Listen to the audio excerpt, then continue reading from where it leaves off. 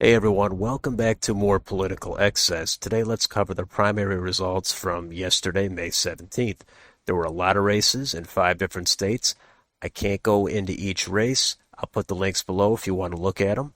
I'm going to cover just the main ones. Now, some of these races still have not yet been called. They're close, and there's a good amount of vote to count still in some of these. But let's get right into it and go to Pennsylvania. That's the big one. U.S. Senate, Republican primary. Right now, Dr. Oz does have a lead of less than 3,000 votes, and that one went back and forth all night between him and David McCormick. The counties are pretty split between the two, but even Kathy Barnett ended up winning several counties of her own. So that one should be heading to a recount, but if it stands right now, it will be then Dr. Oz up against John Fetterman, who won his primary for the Democrats fairly comfortably. Now for the governor's race, the Democrats have the uncontested Josh Shapiro up against Doug Mastriano, who was expected to win his race. Now, I don't know how that one's going to turn out, but basically most of the media coverage I read is Doug Mastriano is a far-right kook, and if that's the only thing they have to say about him, I don't know how well that's going to play out. We all know in 2016, Donald Trump was regarded as completely unelectable, and we all know how that turned out. On the House side for Pennsylvania, there's several close races, but the ones I just want to mention real quick, 7th District to go up against Susan Wild. Republicans have a close one here. They have Lisa Scheller appears to be in the lead by a few points. She nearly lost last cycle to Susan Wild by a few points, so that's going to be a rematch if everything holds. And for the Democrats in the 12th District, that is a very narrow one. Summerlee does have a slight lead over Steve Irwin. That's in the Pittsburgh area.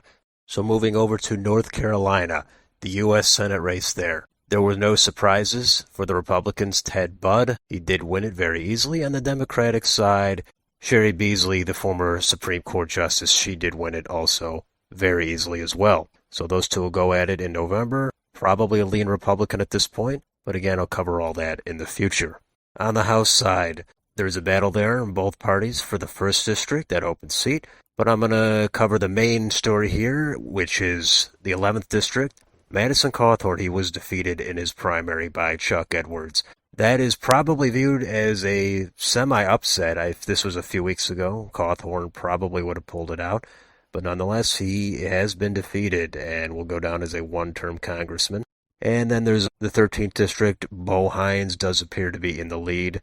I know North Carolina does have runoffs if nobody gets to 30% of the vote. But as with runoffs in any state, I do support them. I do think that it's unsatisfying to see somebody win a primary outright with 25, 30, 35% of the vote. But enough tangent on that. Let's head over to Idaho, where incumbent Republican Brad Little, he did hold off a primary challenge from his own lieutenant governor. He comfortably won that one there. So he will face Stephen Haidt, the Democratic winner there in the fall, and that should be an easy win for Brad Little. Same story in the Senate. Mike Crapo looks like he will be facing David Roth in the fall.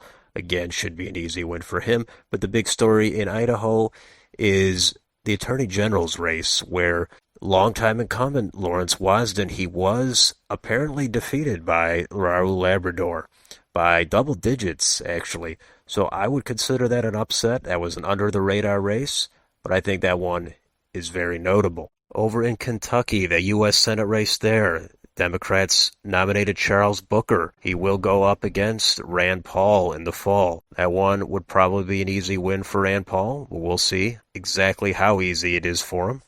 In the House for Kentucky, Democrats nominated Morgan McGarvey in the 3rd District. That is Louisville. And in the 6th District, very close race there, Jeffrey Young narrowly winning that one. He'll face Andy Barr. And finally, over in Oregon, Democrats have Tina Kotek. She was expected to be the nominee there. And the Republicans, they have Christine Drazan, who is in the lead with only about 24% of the vote. That should hold, and that'll be one to watch in the fall. But Democrats will have an edge there. On the U.S. Senate side, of course, Ron Wyden, he cruised to victory there. And the Republicans, as of now, have Jo Ray Perkins in the lead. And it doesn't really matter. She's going to lose to Ron Wyden. But the biggest story out of Oregon is in the 5th District in the U.S. House, where Democratic incumbent Kurt Schrader appears to be down big time over 20 points to his challenger, Jamie McLeod Skinner. That race has definitely not been called, but I don't see how Schrader comes back from that kind of deficit. So those are some of the highlights from around the 5 different states. There's other races like Pennsylvania Lieutenant Governor, Idaho Lieutenant Governor, other House races that are close, may be interesting for you. Check them out below. So I hope you're following some of these races. Let me know if there's any in particular you're watching. The biggest one, obviously, is Pennsylvania. But if you enjoy this content, please don't forget to like, share, subscribe. Thank you for watching, and I'll see you next time.